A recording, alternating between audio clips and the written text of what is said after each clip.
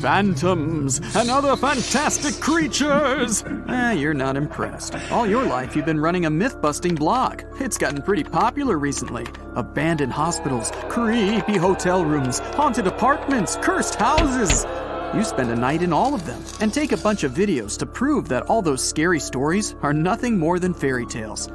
One day, one of your fans sends you a tip about a sinister, dark castle located on a rocky cliff near the coast of a raging ocean. She says this place is the scariest in the world, but you're not intimidated easily. You grab your phone and head on over. Get ready to test your courage and resourcefulness. Count how many answers you get right and find out what your score means at the end of the video. Since it's your first night, you decide to spend it in a small village. It's right by the scary castle. Usually, people can't wait to tell you how freaky this or that place is. But in this village, everyone keeps silent. You ask one of the residents to tell you something about the castle, but she responds with nothing. Did she not want to speak to you? No, that's not it. She's afraid of answering. How do you know that? I'll give you 6 seconds to figure it out.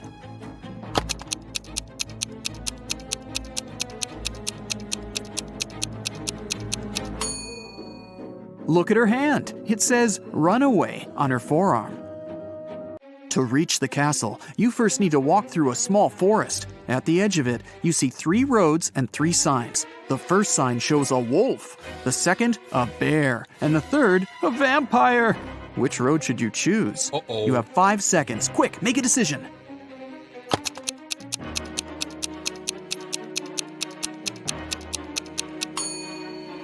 You don't believe in vampires, remember? But bears and wolves, those are real. Besides, it's morning, and if vampires were real, they'd be steering clear of the sunlight. You make your way through the dense thickets of the forest and record what's happening on your phone. You notice a hut. Yeah, I bet a vampire lives here, you laugh to yourself. Ha ha! Still, you decide to check it out. Your readers love that kind of stuff. You go into the dark hut and turn on the light on your phone. Cobwebs cover everything. The curtains are drawn. Some candles are out on the table. Ooh, a key. You grab it and put it inside your pocket. Before leaving, you notice a large wooden box in the corner and hear snoring coming from inside. You're scared out of your mind right now. And just then, the snoring stops. A vampire climbs out of the box. Oh, this is bad. Maybe you can get away before it realizes what's going on. You try to get outside, but the door's locked. Oh, the key! Yes! No! It doesn't work! What should you do? Quick, you don't have much time.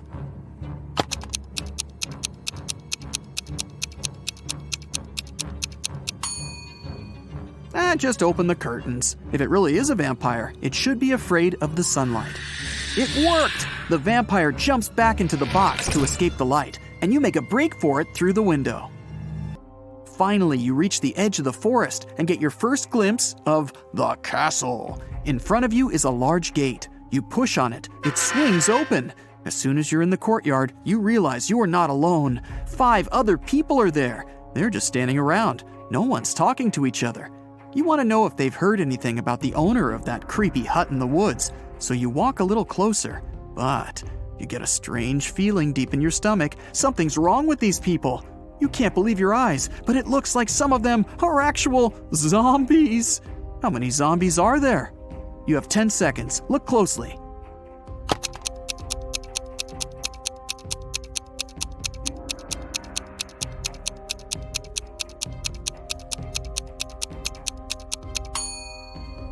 There are 2 of them.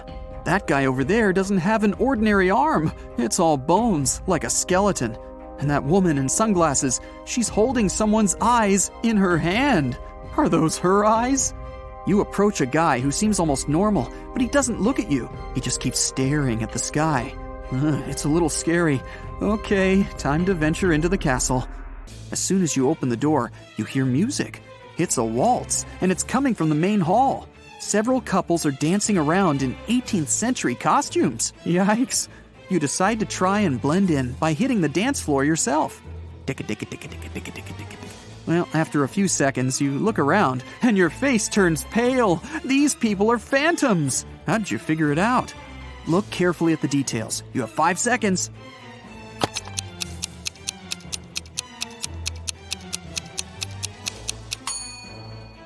Look down. None of the dancers are touching the floor. They're just floating along. You run out of the hall, climb the wide stairs, and run into a random room. You lock the door and breathe heavily. Oh, you're starting to have serious doubts about all this mystical stuff. Maybe it does exist. But how is that even possible? A ray of sunlight suddenly shines on a luxurious bed with beautiful linen. Then it hits you. You're tired. Oh, you'll just lie down on the edge of the bed, and a 10-minute nap will really help get your head on straight. As soon as you close your eyes, though, you hear a rustling in the sheets right next to you. Then you feel a cold hand on your neck. You keep your eyes sealed shut. You're way too afraid to open them, but you pinch yourself to make sure you're not dreaming. The fingers on your neck start squeezing ever so slightly. Oh, that's it. You bolt out of bed. As fast as you can, you whip out your phone and try to record the whatever it was. But there's nothing. Only an empty bed. Were you sleeping, or was it real? You noticed something. Phew. Oh, it's just a bad dream after all. What did you notice? I'll give you 6 seconds.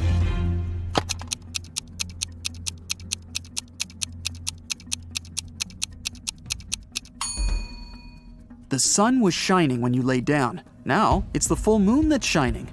You were out cold for a while. You leave the bedroom and walk down a long hallway lit by torches and candles. The silence is broken only by the churning of your stomach. Guess you're hungry. Well, there's a heavy wooden door in front of you, and it's open just a crack. The pleasant smell of food starts wafting its way into the hallway. You go in and find a huge table, decked out with real silverware and porcelain. Oh, the food looks delicious. There's caviar, lobster, fruits, vegetables, different meats, plenty of desserts. Several people are sitting around the table, and as you approach them, they turn around to look at you. They're all vampires! How did you know? I'll give you 5 seconds to figure it out.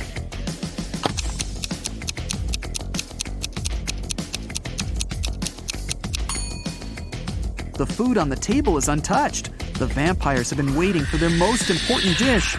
You run. You make it back out into the hallway, then dart down a dark corridor. The vampires are chasing you. They're screaming. You find 3 doors at the end of the corridor. The first one has a fire symbol on it. The second has a snake symbol. And the third just says, exit. You try to open it, but it's locked. The vampires are closing in. What are you gonna do? You have 4 seconds before you become vampire food.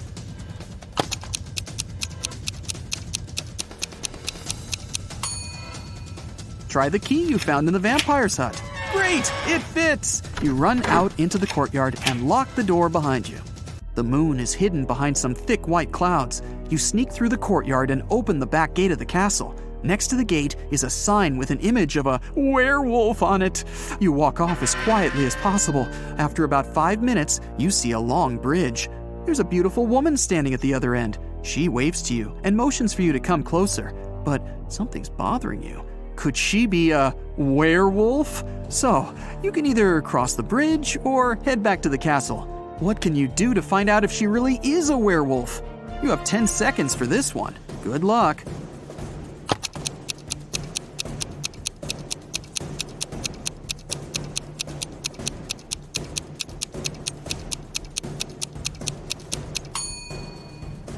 Wait until the moon appears from behind the clouds.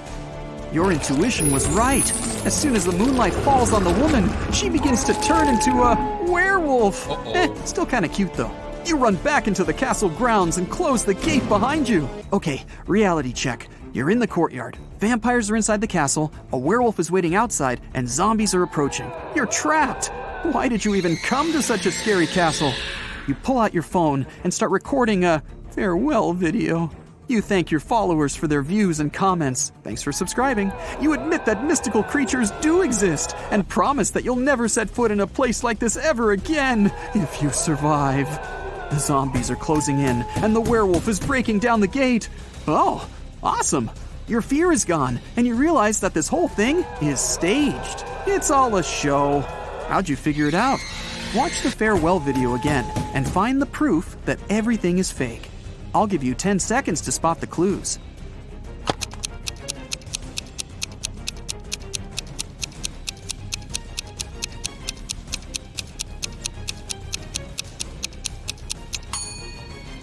Do you see that big guy with a camera behind you in the tower window? The zombies stop growling. They scream, "Surprise!" They're not zombies. They're just wearing a whole ton of makeup. The gate opens and the woman takes off her werewolf costume and smiles. The vampires come out of the castle, carrying their fake fangs. This whole thing was set up by your fans. They wanted to scare you, and it worked. You're angry at them, but so happy that you're still alive. Okay, let's see how many you got right. 1 to 3 points. It'll be difficult for you to act in stressful situations. Watch more riddles and train yourself to be calm and focused. 4 to 6 points. Something really bad has to happen for you to lose control. Phantoms don't seem to scare you at all that much. 7 to 10 points. You don't even know what fear is, but you do know how to come out victorious in any situation. You have one question for your fans. How did they create that floating effect for those dancers? That was awesome. Your fans look at each other. What? What are you talking about? What do you mean? There were no dancers. A slight chill runs down your back. Okay, Sherlock, you're up. Eric, Samantha, and Charlotte were playing volleyball on the beach. It was pretty hot, and one of the friends invited the others to go swimming in the sea. One of them can't go swimming because, well, they're a robot. Okay, can you guess who?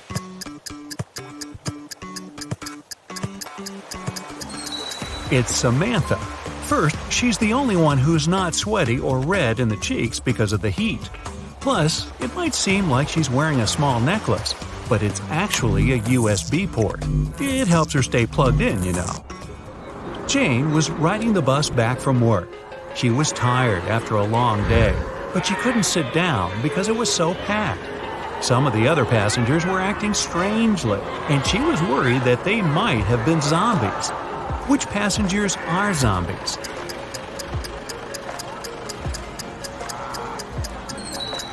There are 2 zombies on the bus. The man on the right has a bandage on his arm, and the woman next to the window is making groaning noises. I can get off here. No, really. Josh loves to make bets with his friends. Last Friday, he bet them that he could place a bottle in the middle of the room and easily crawl into it. This time, nobody thought he had any chance of completing the challenge. So, Josh's friends were certain they would win. But somehow, Josh won the bet again. How did he manage to do it?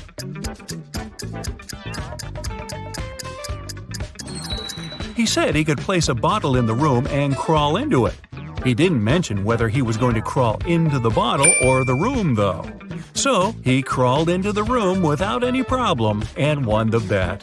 Oh, that crazy Josh. On the table, there's a row of 6 cups. The first 3 are empty, but cups number 4, 5, and 6 are full. You need to change the order so that the empty and full cups alternate. You can only touch one cup, and you can't push or move the cups with the help of another cup. How do you do it?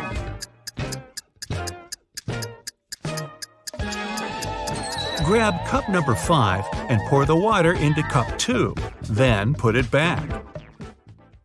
Mary was walking in the woods and saw a really fancy castle in the distance. It was getting late, so she thought she might ask to stay the night there.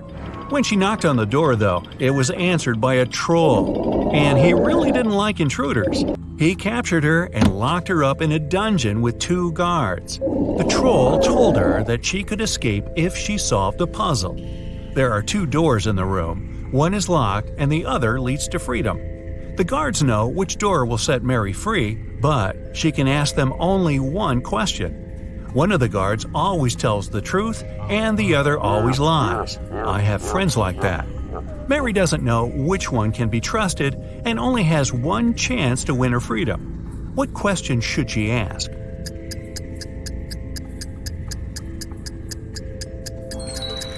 If Mary says, "If I ask your colleague to show me the way to freedom, what door will it be?" No matter which guard replies, they will show the locked door. One will lie and show the wrong door, and the one who doesn't lie would also show the wrong door, since it would be chosen by the one who lies. This way, Mary knows the wrong door, and she needs to choose the other one. You have 2 ropes and a box of matches. If you light both sides of the rope, it'll burn for 60 minutes. How can you use these ropes to measure 45 minutes? You need to burn one of the ropes from both sides. At the same time, you set light to one side of the second rope. When the first rope burns down, the second rope will still have 30 minutes to go. Now, you need to set on fire the second end of the rope. It'll burn 2 times faster, and you'll burn both ropes in 45 minutes. And what's going to happen in 45 minutes is still a mystery. Everyone in town thought Jack was silly, because every time someone offered him a choice between a 50-cent coin or a $1 bill, he would always choose the 50-cent coin. People all over town would give him the same offer to see if he would ever learn. He never grabbed the bill one time.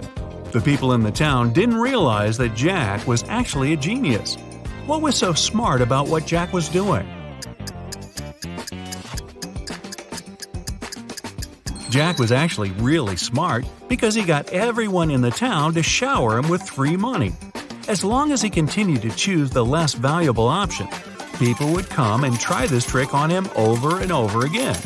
See that car? Jack's been refusing $1 bills for over 10 years now, and he saved up enough money to get a car. 3 men were trying to decide who was the smartest among them.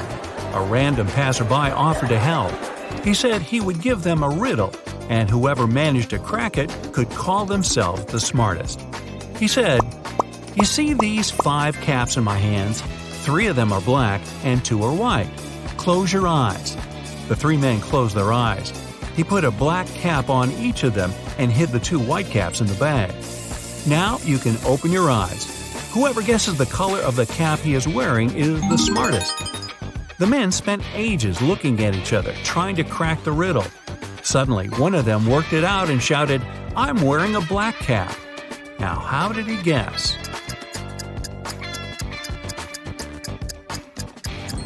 Well, he didn't actually guess.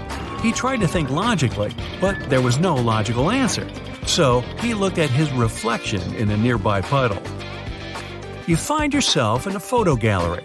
After looking at the wall, you realize that one of the pictures doesn't belong.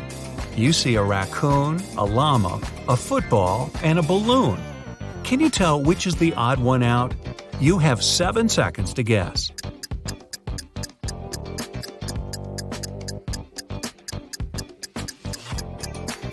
It's the llama picture. The other 3 objects have 2 double letters in their names, but the llama only has 1 double. There's a barrel of water in the yard. You look inside and say that it's more than half full, but your friend argues that it's less than half full. How do you figure out who's right without using any tools or removing water from the barrel?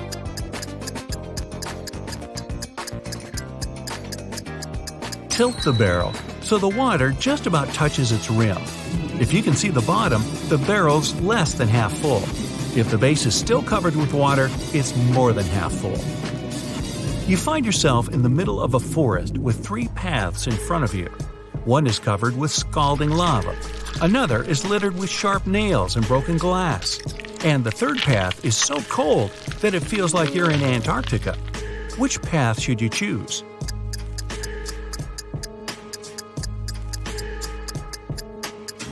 Pick the third path. It's bound to warm up soon. It's so close to the lava that the ice will melt in a few seconds. John was at home sitting in his chair with a book. All of a sudden, his wife's super expensive statue fell and broke in their bedroom. He ran into the room in time to see a stranger jump out the window and run away. John tried to chase him, but his glasses fogged up because of the cold, so he couldn't identify the intruder. When the police arrived, they listened to his story and immediately knew he was lying. Why were they so sure?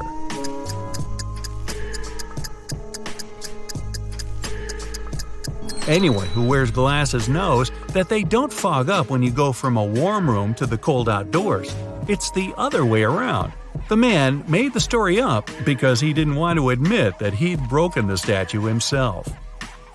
One day, a man got caught in the pouring rain. Unfortunately, he had nothing to keep himself dry, not even a hat or an umbrella. Somehow, not a single hair on his head got wet. Why is this?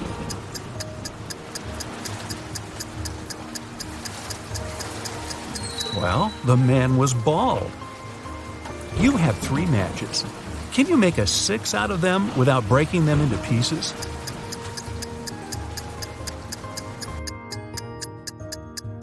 Who said the number has to be a standard 6? The matches made a perfect Roman numeral 3 right from the get-go. So all you have to do is push the bottoms of the first 2 matches together into a V, and you've got a Roman numeral 6. Let's imagine you don't know what an elephant looks like. One day, you're going on a safari to watch animals with your friends. One of them points at a rhino and tells you it's an elephant. The other shows you a hippo and claims that it's an elephant. Who would you believe and why?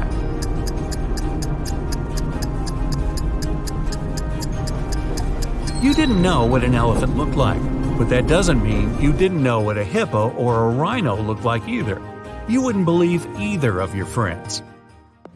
It's your first day in the new office. Some colleagues don't seem very friendly, and you can't understand why. They also act strangely, never have coffee breaks, and work at least 12 hours a day. A secretary at the reception desk tells you that their company hires robots because they work so hard and aren't addicted to coffee.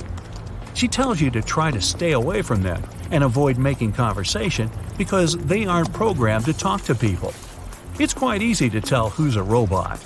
Can you guess which one's the robot out of Anna, Mike, and Lucy?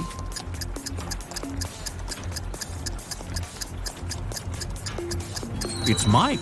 He's the only one of the 3 with a switch on his right. Carl and his wife Olivia had dinner. They ate the same dishes: French fries, some fish, and vegetable salad.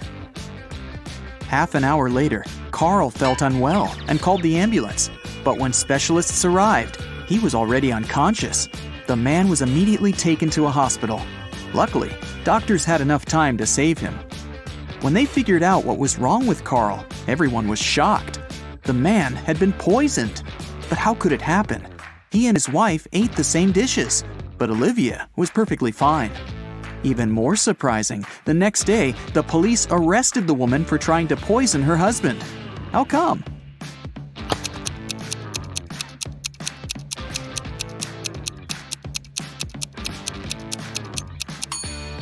Olivia made all the dishes not salty enough and put poison in the salt shaker.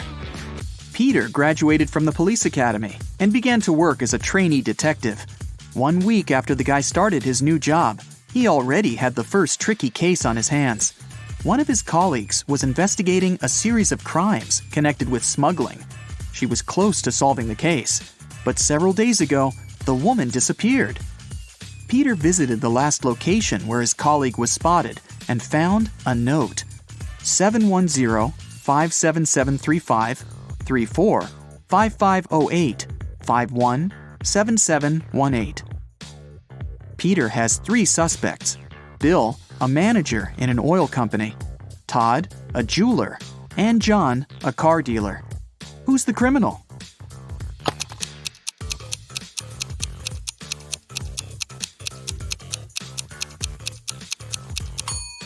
Peter has managed to prove he deserves his detective badge. The guy turned the message upside down and tried to read it that way. Surprisingly, the letters made rather legible words. Bill is boss. He sells oil. Something went wrong in a super-secret laboratory. There was a leak of a newly developed experimental chemical, and it made several plants and animals mutate in the blink of an eye. Scientists ended up locked in one room with the vicious monsters. One of the researchers managed to figure out how they could get out of this dire situation, but the substance they needed was in another part of the laboratory. The scientists could get there through one of 3 corridors. The first was guarded by fire-breathing crocodiles. Hey, it was an experimental laboratory after all. The second corridor was filled with meat-eating sunflowers with extra sharp teeth. And the third passage was swarming with venomous bees. Which one should the scientists choose?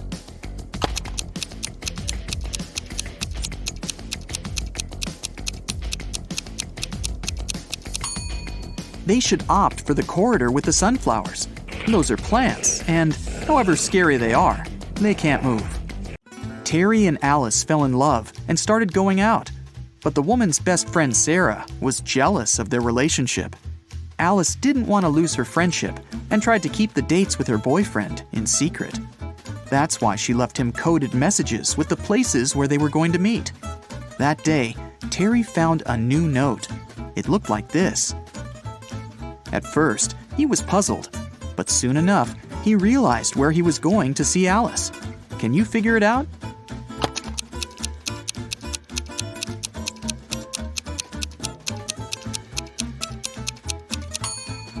Alice told Terry to meet her at the street corner. Patrick called the police. The man seemed to be worried sick.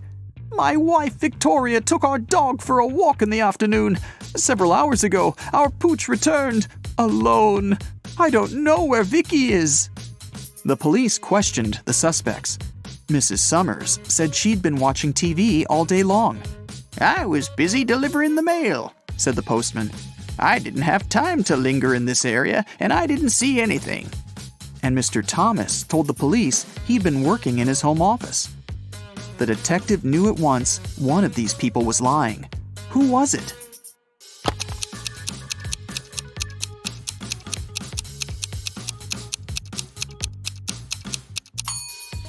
It was the postman. His sleeve is a bit torn, and there's a dog bite on his arm. Plus, some black fur is stuck to his pants. Victoria's dog probably tried to protect the woman. 3 expensive watches have been stolen from Mr. Brown's store this year. The police can't help the poor man. He decides to hire a private detective. When Laura arrives, she immediately asks for the CCTV footage from January to December. After watching it, she tells the store owner who the thief is. What has she noticed in the video?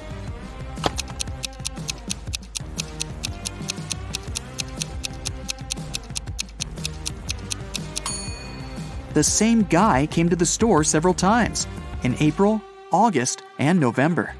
And every time, he has a cast on his arm. But no broken bone would need 8 months to heal. Joe had a friend, Randy, who never answered questions directly. Once, Joe sent Randy a message, inviting him to join their common friends in a cafe. Randy's answer was kinda weird. "Sorry, no money. Job in job." Luckily, Joe knew his friend well enough to understand what he meant. But can you figure it out?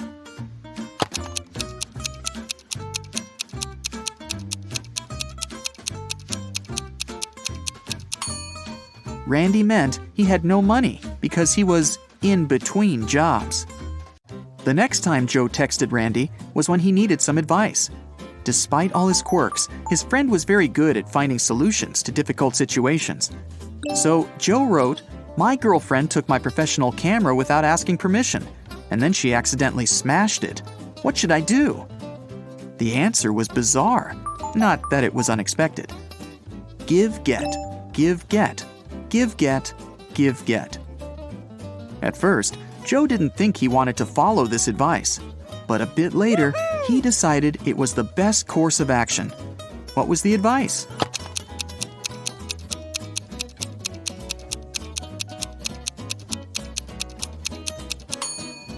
Forgive and forget. Dylan was an extremely popular guy in his office. Tall, handsome, funny, and friendly. But there was one thing that made certain people dislike him. The man had a new girlfriend every month. That Friday, Dylan came to work happier than he'd ever felt. He finally bought the car of his dreams. At lunchtime, he went to the parking lot to check in on his new toy. Oh no! His car was a mess, scratched and covered in paint. Dylan went pale and called security. He had 3 suspects, all of them his exes. Andrea said she didn't even know Dylan had got a new car. Catherine answered she'd been preparing a report for their boss and hadn't left her desk. And Mila told the guy she'd forgiven him long ago. Who ruined Dylan's car?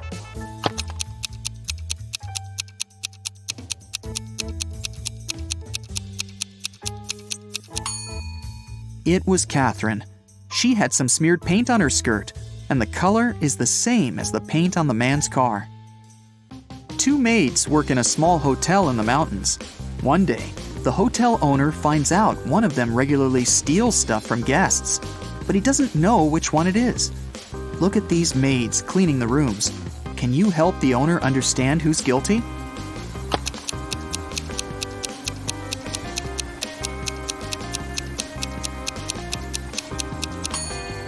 The maid on the right hasn't noticed the ring under the sofa. She might not be a great cleaner, but also not a thief. As for the maid on the left, she's spotted the ring and put it in her bucket. It means she's going to take it for herself after she finishes cleaning. She's the one who steals things.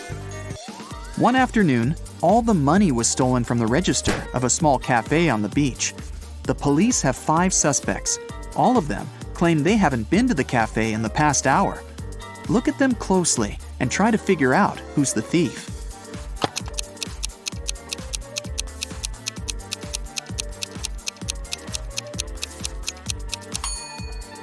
It's the guy with a cocktail in his hand. He definitely bought it in the cafe. But then, why did he lie about not visiting the place? Police officer Cheryl Adams was visiting her colleagues in another town. She was walking along the river, taking pictures to send to her husband, when a man crashed into her. They both fell to the ground. After helping Cheryl to her feet, the man started to apologize. It turned out someone had stolen his wallet, and he was trying to catch the thief. "I was painting my boat, and my wallet was lying next to me. But then I got distracted, just for a moment. But when I turned back, the wallet wasn't there anymore." Cheryl understood the thief couldn't have gone far. She pulled the man to the nearby pier. There were 4 people there. After looking at them closely, the police officer knew who the thief was. Now it's your turn to figure it out.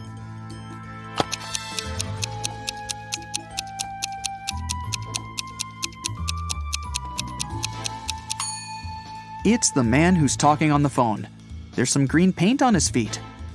Julia came to have lunch in her favorite restaurant. She occupied a table near the window and put her bag in the seat next to her. Once the woman gave her order to the waiter, she went to the bathroom to wash her hands. But when she returned to the table, her bag was open and her wallet was missing. The waiter told her he had noticed only one man passing by her table. He was short, with a tattoo on his neck. He seemed to go out to the terrace. Julia rushed there and saw 3 people sitting at their tables. She looked at them closely and soon understood who'd taken her wallet. Who was the thief?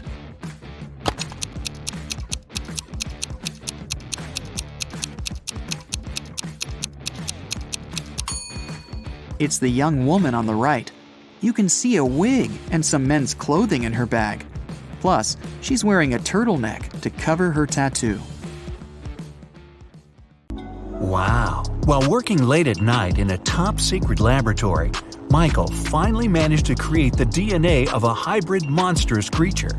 After all that hard work, he decided to grab a quick coffee and donut as a little reward. But he came back and saw that the specimen had disappeared from the incubator. Michael lined up Ryan, Jeff, and Laura and confronted them. "Who took an important top-secret piece of research I was working on?" Ryan said he'd been busy doing some additional research on a separate project and had no idea what was going on. Jeff said he hadn't touched the hybrid creature and had been in the archives digging through some files he needed. And Laura said she'd been in the bathroom the whole time. So, who took the specimen?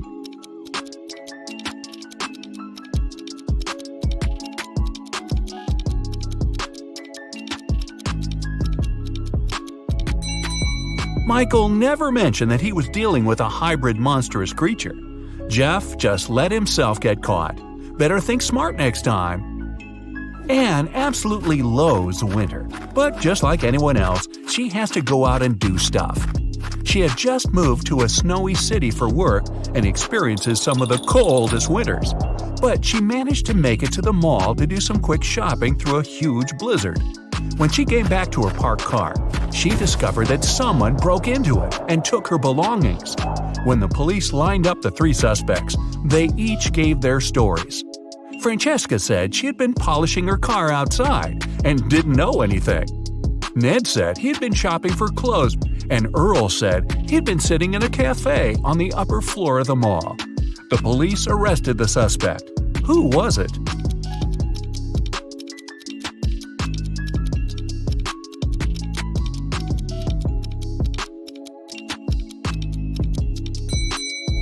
Francesca. She was polishing her car outside in the middle of a blizzard? That's not only illogical, but not safe either. She just gave herself away. You wake up and find yourself trapped in a room with 4 doors in front of you. You don't have enough time to choose which door leads to freedom. You hear a monster coming, so you check out the doors quickly. The leftmost door has a sign on it saying, "Take the door on the right to break free." The second door also has a sign saying, "It's the right door." The third door has a sign, "Freedom is just right in front of you." And the last door has a sign, "Don't trust the signs." Which door should you choose?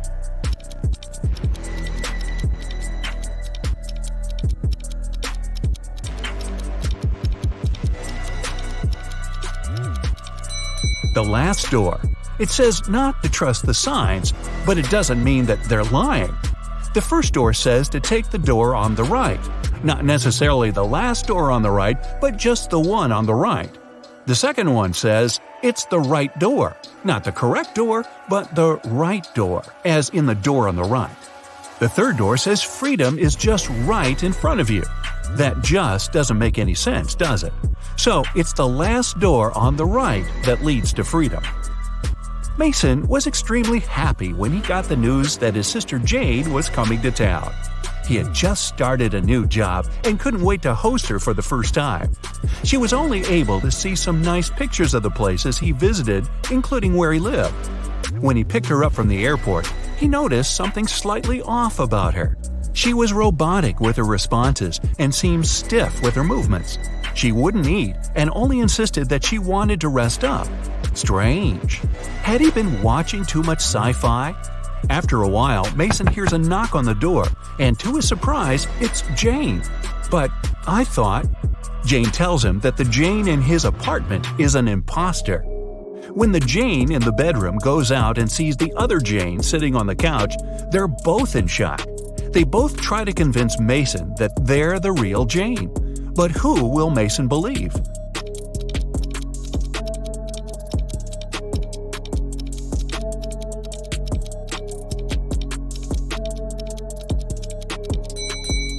It's pretty normal to come back from a trip pretty tired and wanting to rest. But how did the second Jane know where Mason lived without prior knowledge? And she didn't even break a sweat running up to the apartment. On a nice day, Vivian, who lived in a town on the seashore, decided to go for a hike alone. But after hours of trekking, she ended up on a section of the forest she wasn't familiar with. Before her were 3 paths. One path had bare footprints leading away. Another had human shoe prints, and the third was right by the river. Which one should Vivian take to find her way?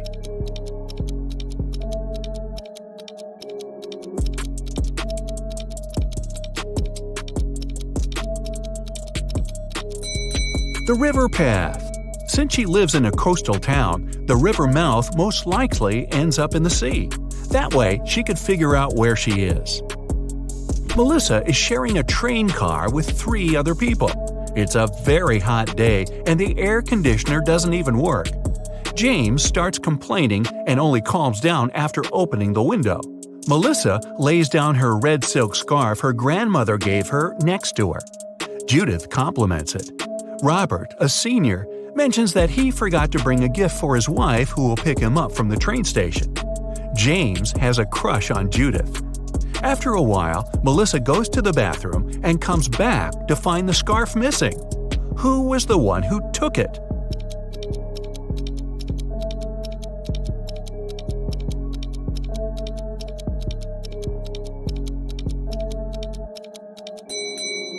None of them. It was a hot day and James opened the window. The wind sent the scarf flying right out of it. Some zombies have Diego trapped in a room. They're surrounding him. He's stuck and can't escape. Their arms are breaking in and reaching for him. When Diego looks around, he realizes that he's in a small newspaper stand with magazines and pocketbooks. And looking around him more attentively, he finds a roll of tape nearby. How can he avoid those nasty bites?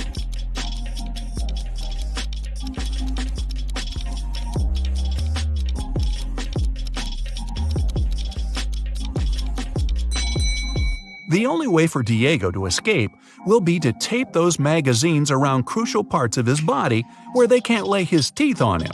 It'll be light enough for him to run away from the zombies without getting hurt. Plus, he'll have plenty of reading material for the road. Evan got lost in a forest, and just his luck, it was snowing. The only thing the police searching for him found were 4 parallel lines leading into the forest. Something doesn't seem right, they thought, and took several people into questioning. Nick said he had been at the store buying some groceries. Vanessa said she had been babysitting. Christina had been at work the whole time. After hearing the stories, they arrested Nick. Why?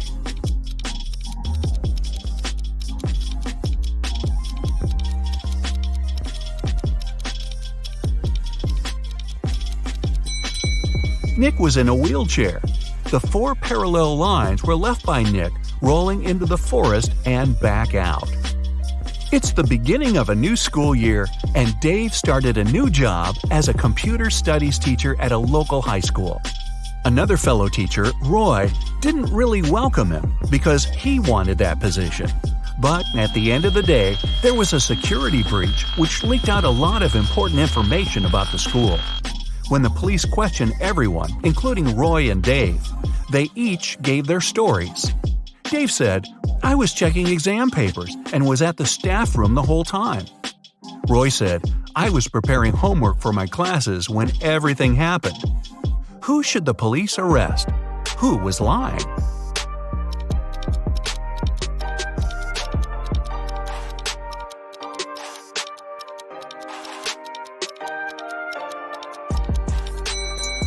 Dave. There wouldn't be any exams on the first day of school. Gareth is in a pickle. He's at the police station looking at the lined-up suspects, one of whom stole Beth's bag while she was having a picnic in the park. He observes them.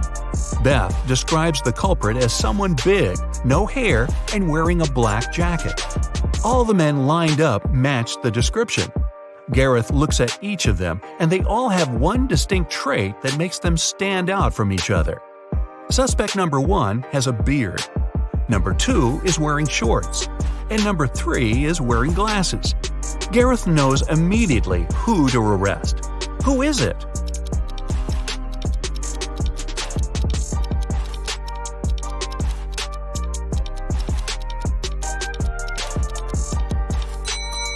Suspect number 1 has dirt all over his boots. The rest are all clean. He ran through the mud tracks while Beth was having a picnic.